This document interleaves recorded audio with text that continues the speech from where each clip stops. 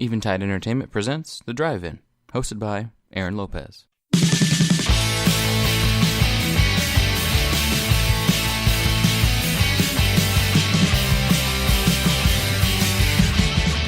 Welcome back, everybody. Thanks for joining us again on The Drive-In. This is episode 2. I want to send out some thank yous to everybody who listened to the first episode. Had a lot of really positive feedback. Me personally, I listened to it a couple times and saw some things that I wanted to change, but also saw some things that I really liked. And I appreciate everybody listening, downloading, and sending some feedback my way for this podcast. What we're going to do today is we're going to look at our top 5 scary movies. Haven't had a chance to go out and see anything recently. Happy Death Day came out this past week, and a few of the people that were I have talked to had said that it was okay. Actually, I had a couple friends that said, "Well, it was something," and I told them, "Well, that means it sucked, right?" Well, I don't know. It looks interesting. It looks different. I can say that for sure. But I don't know if I'm going to go check that one out. Let me know if you guys want me to review it, and I'll go watch it. But definitely looking forward to our November release dates. Checked out what's coming out in November, and I think we're going to have a lot more fun. November starts out with the very much anticipated Thor Ragnarok. I'm a huge Marvel fan, ladies and gentlemen, so do not be surprised to have a very lengthy review on that one. The week after that, we get Daddy's Home 2. Marky Mark fans, be ready for that one, as well as Murder on the Orient Express. The week after that, Friday, November 17th, we get Justice League, another one that I'm not quite sure what to anticipate or what to expect, but looking forward to it nonetheless.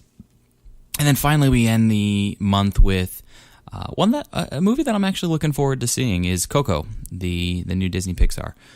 They've been putting out some good movies lately, and right before Thanksgiving, definitely will have had a very busy month, so it'll be one that I'll be looking forward to going and checking out. So that's your November lineup.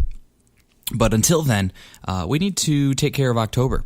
We're going to do that, though, by looking at some scary movies. So starting out, we need to identify how did I rank these movies, because there's tons and tons of really, really great scary movies, and some, let's be honest, some really bad ones. Some guilty pleasures, if you will. But no, we're going to look at the gore, the level of how disturbing it was, and the suspense. So now, gore's broken down by blood and guts. How much actual gore do we get? Not every scary movie necessarily needs that amount. It doesn't need gore at all. But scary movies are categorized, let's be honest, with the amount of gore that they have. The disturbing element now, this goes beyond. How affected were you after you saw the movie? Did it stick with you? Or was it something like you walked out of the theaters or you turned Netflix off and you moved on with your day? And the last category, suspense, measuring the amount of jump moments, but also just how stressful and anxious you were as you watched the film. So we've got a pretty good lineup for you today. But first, before we get to our lineup of our top 5, I do want to take a moment to remember the honorable mentions. Now, there are plenty, like I said before, of scary movies that we could talk about for days. But there were a couple that I felt at least needed to be said and discussed as far as giving my recommendation of going out and checking them out. The honorable mentions list begins with Zombieland. Now, a lot of people are going to be upset that this isn't on my top 5, but it's a little bit more comedy than it is horror. While it does do a really good job of combining the two genres, Woody Harrelson, Jesse Eisenberg, Emma Stone, Abigail Breslin, a great ensemble cast, and what a performance out of Woody Harrelson.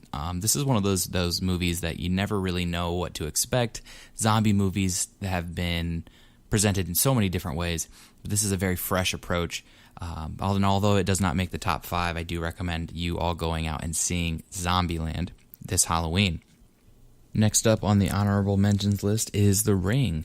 Now, this 2002 film was something that I remember in middle school scaring the hell out of me. I made the horrible mistake of watching it by myself in the basement at night before I went to bed. Not usually what you should do for any scary movie, but I was this tough middle schooler who could handle his scary movies, and trust me, by the end I was terrified and didn't sleep well that night, and told all my friends the next day, oh, you need to go see The Ring. This is the scariest thing in the world. And remembering all the different images, like the ladders and the horse and the fly and the water and puddles and the static, and there's just so many different images from that movie. So another one that needs to be mentioned, although I did hear that the most recent installment, Rings, I think it was not worth the time. So while I haven't seen that one yet, I probably won't from what I hear. Then the last two are ones that I saw on Netflix, and I don't believe either of them are Netflix originals, but they made their way onto Netflix, and they're both really, really good movies, so I kind of want to package them together. The first one's The Sacrament, and the second one's Babadook. Now, Babadook was one of those films that really just did something different. It didn't really push this idea of gore in any way, shape, or form, but it messed with you. It was a psychological horror film that was quite unsettling. Well, let's just be honest.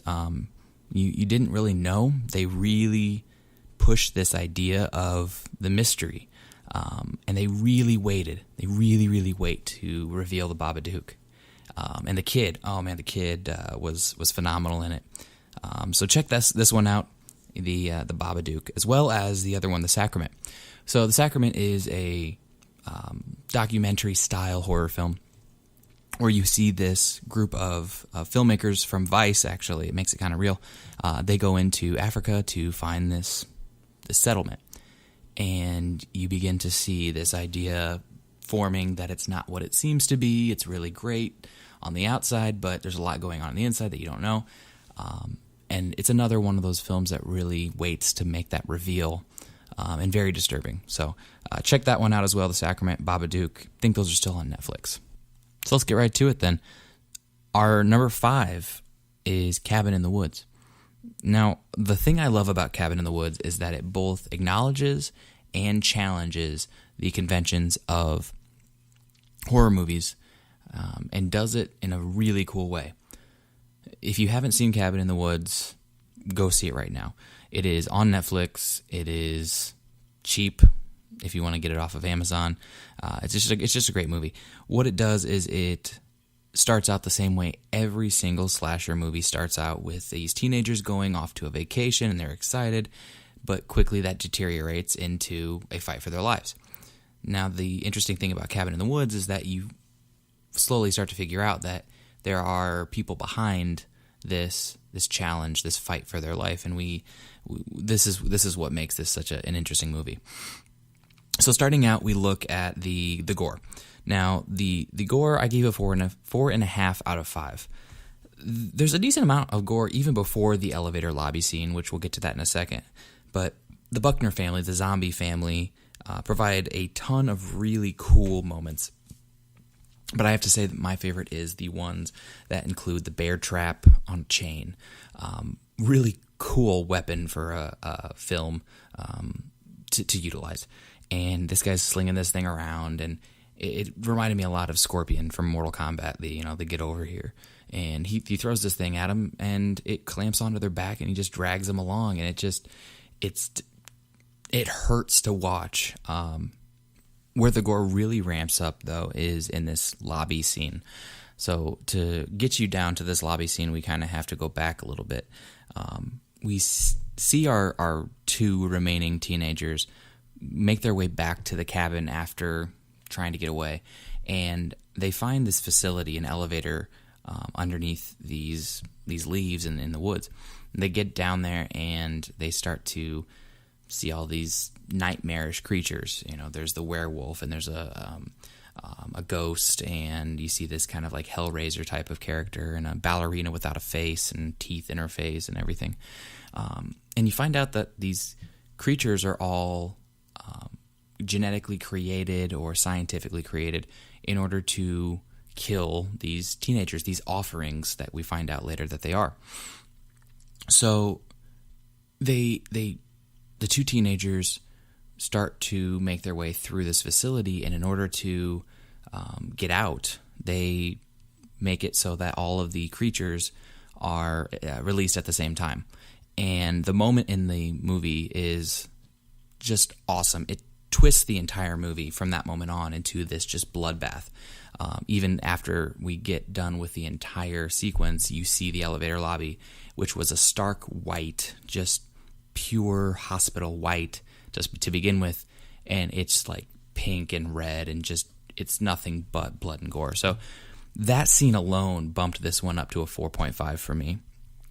But yeah, I think Cabin in the Woods definitely holds its own in the gore. Where it struggles is the disturbing category. For me, I only gave it a 1.5 out of 5. There really wasn't anything about this movie that stuck with me after the ending, except for the ending. The ending wasn't necessarily scary. It was very fresh, and I'm really glad they ended it the way they did. I will prevent giving any spoilers because I think the ending is definitely worth watching, but it wasn't really scary to me. This movie looks at playing with those conventions, and it just had a really good ending, but I wasn't scared afterwards. I told people, hey, go check this out, but it didn't stick with me after the credits rolled. Finally, with the suspense, this bumped it up a little bit here. So Cabin in the Woods has plenty of jump moments, both in the cabin and the facility. It definitely keeps you, like I said, it plays with those conventions, so it keeps you on the edge of your seat, but never do you feel like you are able to really just sit back and relax. I do think that Cabin in the Woods, because of the new approach and the way that it says screw it and throws the book out the window, it's definitely worth a watch, and that's why it makes my top 5. So moving on to number 4. Number 4 is definitely a movie that has been around for a while, and actually it should be a little higher, I think, but when I put it through the gambit of the 3 categories, it didn't really didn't settle as high as I thought it would. So the number 4 on our list is The Exorcist. The Exorcist defined the genre, in my opinion, but when it comes down to it, there is really not a whole lot of gore. The gore was minimal. Really outside of the vomit scene, the pea soup scene, that very famous little element of the film. And then you have the crucifix scene, which for the sake of myself, I'm not going to go into too much detail with. But yeah, the crucifix scene, the vomit scene, that's about the most amount of gore you get in the scene. But that's not where The Exorcist is supposed to excel. The Exorcist is supposed to excel mentally. It is supposed to mess with your mind, and it is supposed to just make you afraid. And that's exactly what it does. So when we look at the disturbing element, that for me is a 5 out of 5. This is the type of movie that is going to make you question your beliefs. It's going to make you question the things that you know is true in life. And that's really what a scary movie is supposed to do. It's supposed to throw you off your game. It's supposed to put something in your mind that is uncomfortable, and it gives you that rush of adrenaline or whatever it may be, and The Exorcist plays very well in that game. You know, add the fact that it is somewhat based on a true story, not word for word or fact for fact, but those things happen, where there's documented evidence of those things happening and even acknowledged by the Catholic Church. So, you know, you can't completely pass it off as just Hollywood writing. And let's not forget the music. The music in that movie is disturbing beyond belief. So it definitely gets a 5 out of 5 in disturbing for me.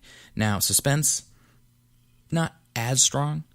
There really were not as many jumping moments. In fact, it's pretty funny that one of the scariest moments that people remember, the scene in which the girl crawls backward down the stairs, the spider crawl, I think it's called.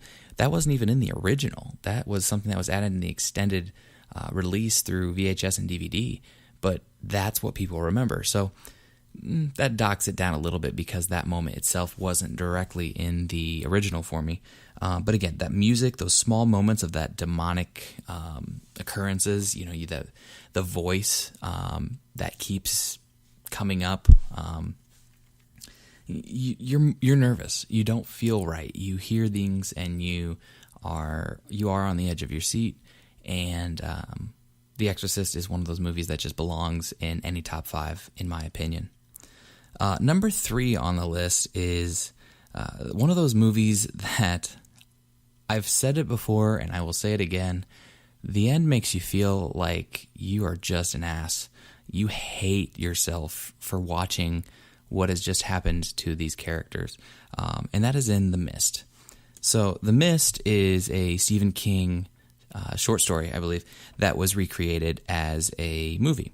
And I remember watching it in high school and just sitting in the theater and being sad at the ending and making it really tough to come to terms with what had just happened. So let's look at it. So The Mist, gore-wise, it doesn't impress. It's a 1.5 out of 5. And realistically, I had to even struggle to find moments for that. People die, it's a scary movie, but you don't really see much of the way in which they're dying. You do see some kind of gross out moments a few times with the alien aspect of disease and larva and all that kind of stuff that you would get with any alien style movie. But gore wise, it's not impressive. What really gets to you is the second element, the disturbing element. Is it disturbing? Yes, it's beyond disturbing.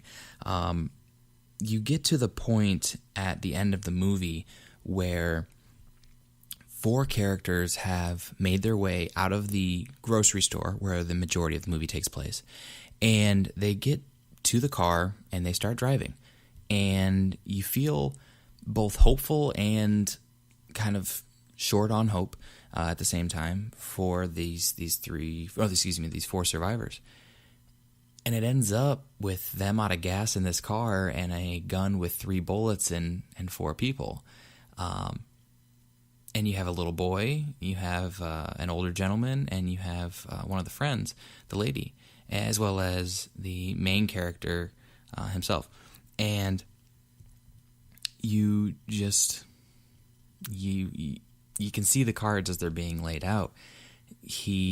Our main character, Thomas Jane, he shoots all 3 of the other people, including his son, and then goes to shoot himself, knowing that he doesn't have a 4th bullet, but he's depressed and just he is beyond emotional, and so he steps out of the car expecting fully these monsters that they've been fleeing from this whole time to come and eat him or kill him or whatever they are doing. And out of the mist drives a U.S. Army truck, and another one, and the mist starts to dissipate. And we see that he was mere moments from having his family, his son, and his friends saved.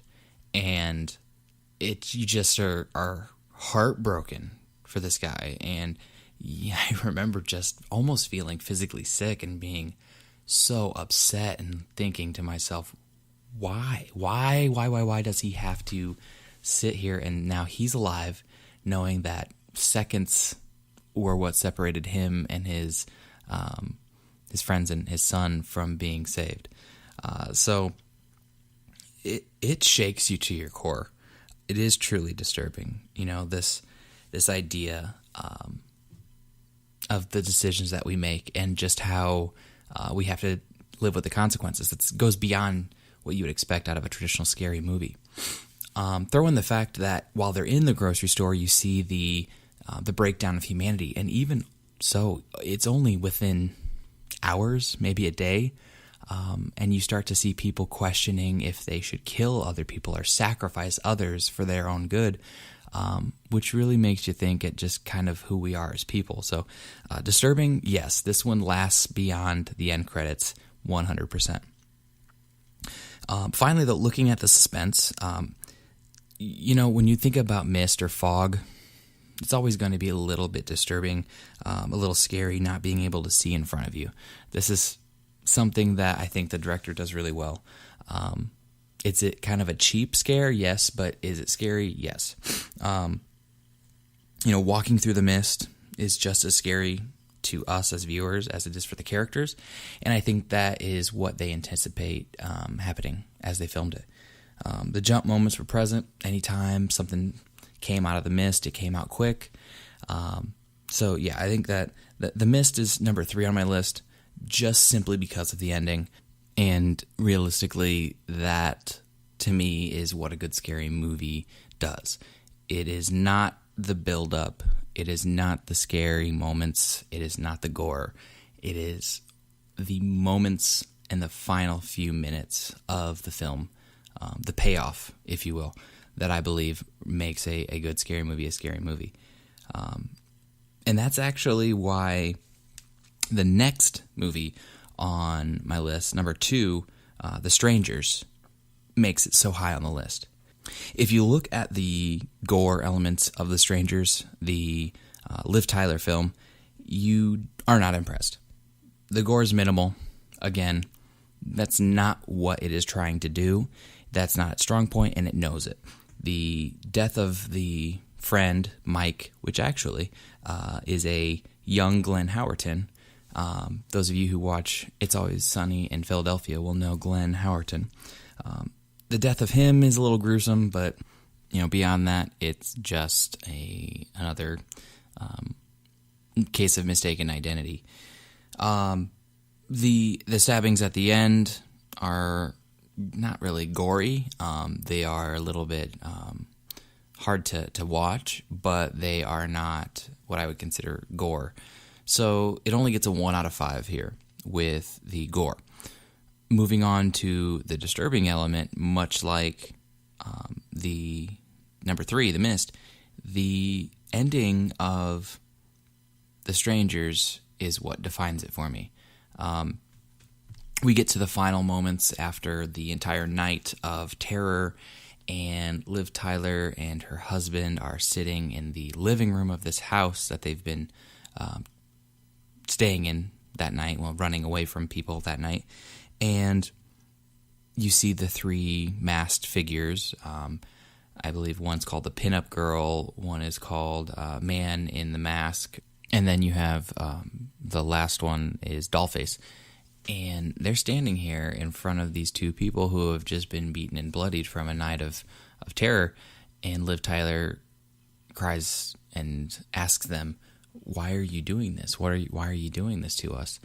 And Dollface tilts her head, creepy, and says, "Because you were home. Because you were home." The random act of violence of the entire movie makes this kind of this Home Alone nightmare. We all can relate to being home alone and running up the stairs, either as children or hell, I've even done it as an adult, where we're feeling like somebody's watching us. And in The Strangers, there are so many moments of that happening. People are standing in the shadows behind these characters, staring at them, and then when they turn around, there's no one to be there. There's no one seen. And so that, along with this just randomness, makes it really, really disturbing. After seeing this movie, you definitely have trouble going home.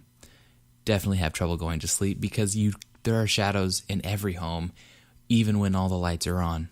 And the shadows are where these people would kind of come out. So really, really creepy. The suspense, I give a 4 out of 5. Oh, sorry, disturbing. 5 out of 5. So now we're at 4 out of 5. So that brings us overall to a 10 out of 15, for The Strangers. But the suspense, there's a record that keeps skipping, and it's kind of a happy song in a very unhappy, scary moment throughout, actually. And it's a skipping record, repeating skipping and everything that really kind of creeps you out. So that they did a really good job with that. The drawn-out element of the mind games, these people could have just walked in and cut their throats and walked out. That's not scary, though. That would have given them maybe a half a point in the gore section, but that's really not impressive. And then finally, you do get a lot of jump moments. These all add to a pretty overall strong level of suspense. So The Strangers, while it is not heavy on gore, it is pretty impressive in how disturbing it is. So that's why it makes number 2. All right, so before we get to number 1, let's recap. At number 5, we had Cabin in the Woods. At number 4, we had The Exorcist. Number 3, The Mist. Number 2 was The Strangers. And your number 1 scary movie, according to the Drive-In and me, Aaron Lopez, is Saw. Now, I know there's probably a collective groan of, really? That's the scariest movie of all time? Well, it may not be the scariest movie of all time, but this is my show, and I think it is pretty damn scary. So, the Saw franchise has evolved, and I would even be the first to admit, has devolved into the how many different ways can we kill people and make you feel squeamish show. But we're not talking about the entire franchise here. We're just talking about number 1. And number 1 does things that up to this point in my life, when I first saw the film Saw, I'd never seen before. I remember being in high school with a friend of mine, and we were down in the basement, this old unfinished basement of my house, and popped Saw in, and we watched it. And at the very end of the movie, we were speechless. We were genuinely speechless, and that doesn't happen very often. Definitely got to put Saw as number 1. First off, 5 out of 5 on gore. This is the first film on my list that actually does something with gore, which is surprising to me because I'm really not a gore movie guy. I don't like slasher films all that much. But Saw doesn't really, at least the first one, didn't play to me like a slasher film. The Saw franchise is built off of this element of gore. It definitely continues to create traps, the Saw traps or the Saw deaths, and each one is definitely unique and different from the others. It tests your stomach. It tests the amount that you can watch before you look away. It goes for shock value, let's be honest. And there's plenty to go around in this first installment, whether it is Carrie Ells chopping off his foot or sawing off his foot, or it is the girl with the exploding kind of reverse bear trap, which she escapes from in the first movie, but it does make its way back into a couple other of the films where the people are not so lucky. Or you have the naked man with the flammable jelly on his body that he has to look at the candle and try not to burn himself, but he's also timed to try to get out of the room, or you have the razor wires. There's all of the simple traps in this first one, and they get a little complicated in the others. So I really enjoyed that gore element, and it just makes you squeamish, which is what a scary movie needs to do. And moving on to the disturbing element, I do remember how intense these final moments were. The lasting effect was not as valid or as striking as something like The Strangers, but the shock of that ending definitely lasted. It doesn't play to your ultimate fears, but when Jigsaw stands up in the middle of that room, there's not a person who was watching that movie, and if you are one of those people, you're a liar, because no one saw that ending coming. It was out of not only left field, but it was out in the parking lot. And what happens is something that just hits you. That is definitely a disturbing element. And I do remember my friend and I were sitting here in this basement watching this, and we were speechless. We looked at each other and we go, did that just happen? Did that just happen? And it did, and it was, oh man. So Saw's ending, just phenomenal. And finally, the suspense. You never knew what would happen in this movie. The ending was A+, like I just got done saying. The film changed the genre from this slasher style movie and transitioned it into we're going to screw with your mind, and you're going to know exactly what is going to happen at the ending about 5 or 6 times. You're going to think you know what's going on, and then they're going to change it. And then you're going to think, oh yeah, okay, I know what's going on now. And they're going to change it. And that's what is so amazing about this first Saw film, is that you just never know exactly what's going on. You know, you have plenty of jump moments. The film keeps you on edge, but it does it on a slow burn. And the music, as soon as it starts hitting in the last few, I think it's like 4 minutes of the play, The guy grabs the tape recorder and starts playing it and realizes that, oh, the guy that we just killed is not the guy who was behind all this. He was just another patsy. He's just like us. And so we jump right into this very big reveal at the end, and it's just awesome. It's just a simply awesome, awesome ending. So there you have it. There's your top 5, and it is time now to take a little break, grab a snack. Let's all go to the lobby and see what is coming up soon from Eventide. Are you into making music, videos, or podcasts? Are you a local comedic talent in need of some much-needed publicity? Are you a behind-the-scenes professional interested in audio-video production, graphic design, and public relations? Eventide Entertainment is actively seeking talents, clients, and professionals to help our business grow into something truly special. And we want you to be one of those. For more information, go to facebook.com/Eventide Entertainment or send us an email at eventideent@gmail.com. You know, there's nothing quite as satisfying as a good conversation with intelligent company. Join comedian Don Smith every week as he sits down and talks with comedians, actors, filmmakers, writers, and everyday schmoes. It's The Life with Don Smith, Wednesdays at noon on 106.9 FM, and now available on the Eventide Entertainment podcast feed every Friday on Spreaker, YouTube, and iTunes. Welcome back, everybody. So, last week, a new trailer dropped for the new Star Wars movie, The Last Jedi, Episode 8.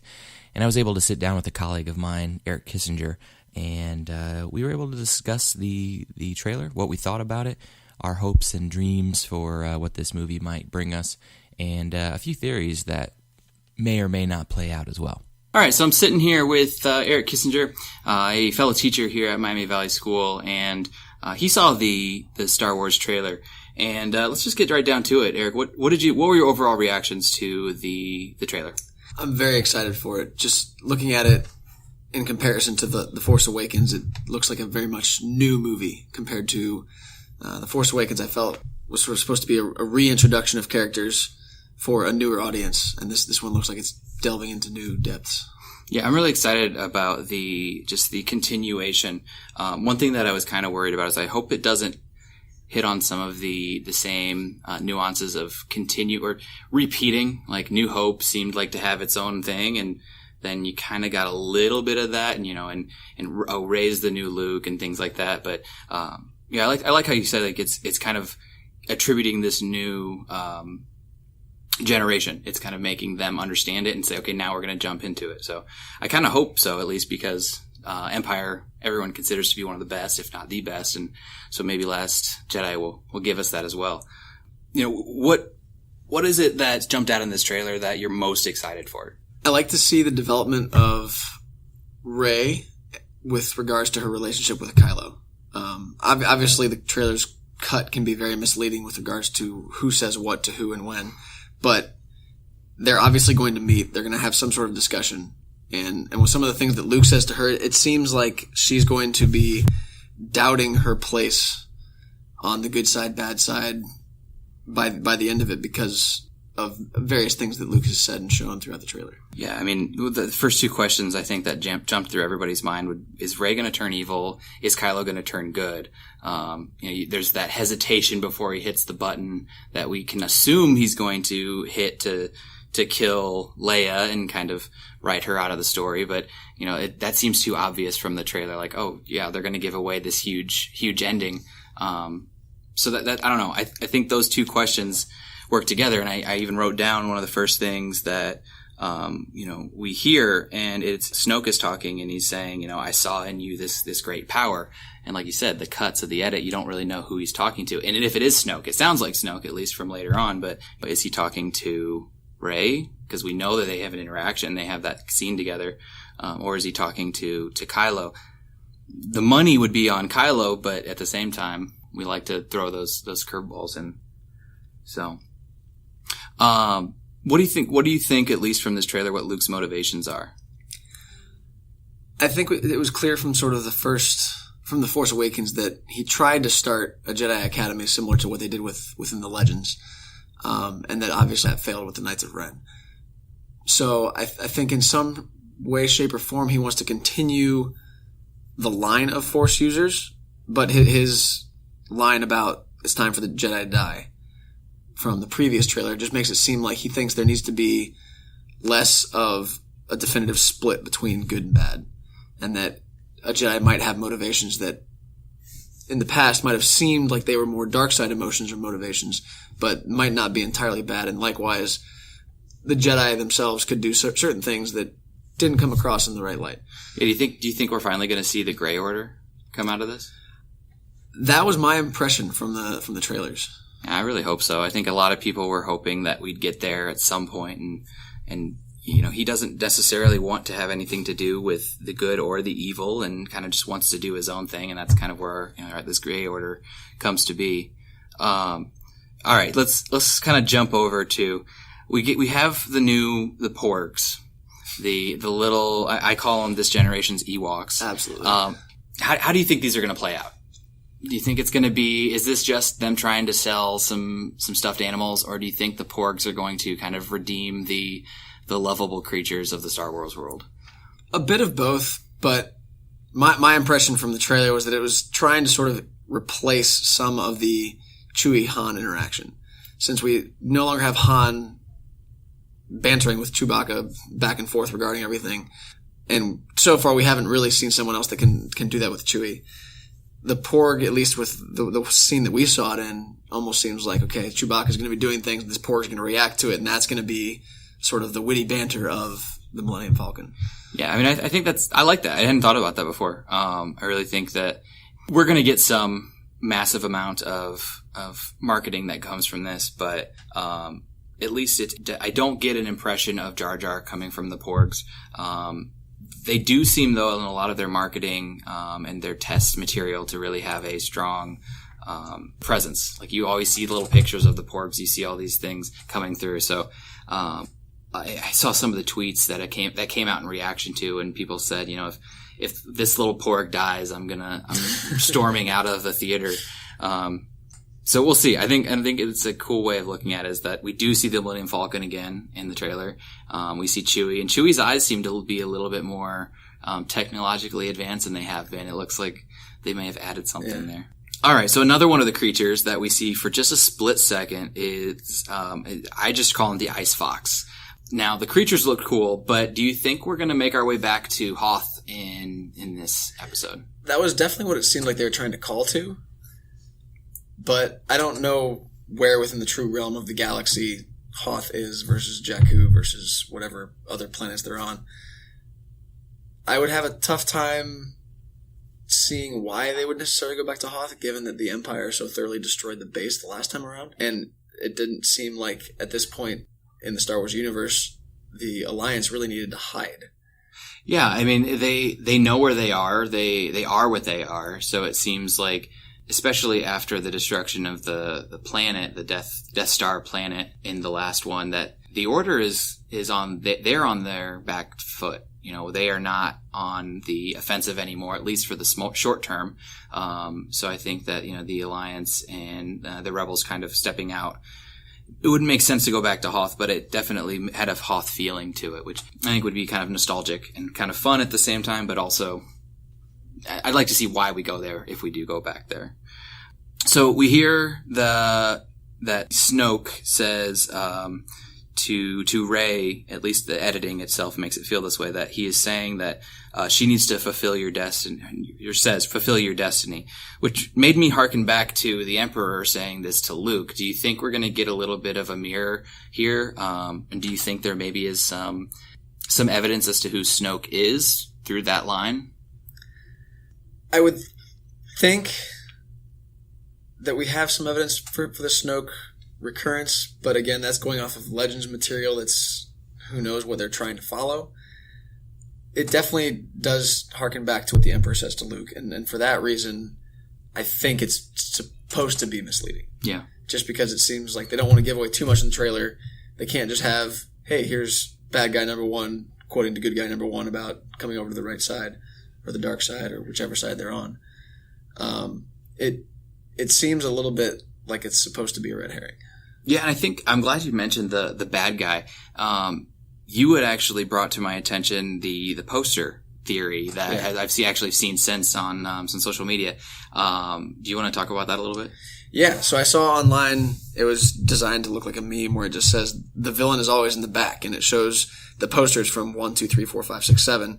And other than the poster for 2, which was just sort of Anakin and Padme, but Anakin was still the main guy, the main villain from each of those movies is the big looming figure in the background of each one, and Luke happens to be the looming figure on the poster for The Last Jedi. Yeah, that's something that I'm excited to see. You can never really just phone it in and assume that the poster is going to give that away. But when you have so much to go off of, and I mean, some people would say like for 2, there really wasn't one, so that debunks your theory. But Anakin's really the only main antagonist of the story, but it's kind of his duality. It's him fighting with himself. So maybe, I guess time will tell, but I think that there's so much unknown that surrounds Luke right now that he very well could end up being the new villain. And that would definitely throw a wrench into the rest of the trilogy. Before we get to our final thoughts, what do you make of Carrie Fisher's, when you saw her in the trailer, did it touch you a little bit? Absolutely. Just to lose Han in the physical sense in the last movie, then to actually in real life lose Carrie Fisher, as any Star Wars fan will tell you, I mean, it hurts. It was a little painful to see. And to see the CGI version of her in Rogue One, I felt like it didn't necessarily need to be there, but it was just a nice touch given her recent passing that it worked. So to see her final performance as Leia, especially for an entire generation of fans where they got hooked into the sci-fi universe because of Star Wars and because of her character, it's going to be interesting. Yeah, and I read somewhere that before she had passed, as they were filming this, she was very clear of how she wanted this character arc to be. And without them giving any spoilers, they said she had a lot of say in what happened with her character.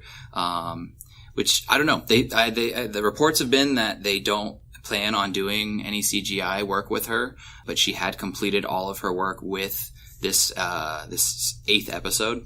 So we'll have to wait and see. Definitely, though, the trailer makes us feel like Kylo's gonna finish the job with his parents, and almost seems, like you said before, a little bit of a red herring, but you never know. Sometimes they have to do a few of those. They have to actually give you something to come see the movie for. So I hope that's not how she goes out, but if it is the way, then it makes sense having Kylo finish the job. So last thoughts.